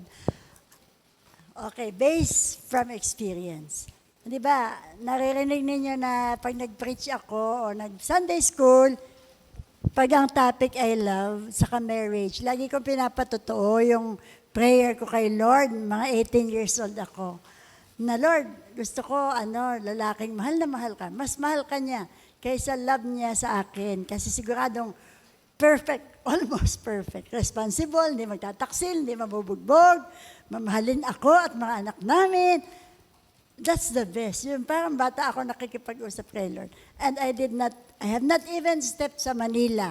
Probinsyana pa ako noon. Hindi ko pa kilala, wala akong malay sa salitang born again, Christian. Alam ko, Katoliko. At saka hindi ko pa nakikilala sila talaga.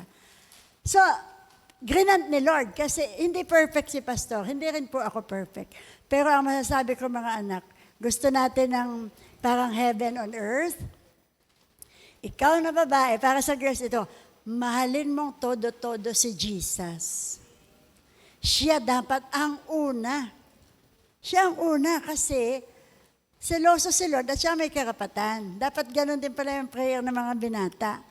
Lord, kasi lalo na kung pretty yung nililigawan mo, baka dahil pretty ay maraming magka-crush kahit mag-asawa na kayo, tapos weak siya, ay baka umiyak ka, baka matukso sa iba. Di ba maraming temptation, lalo na ngayon.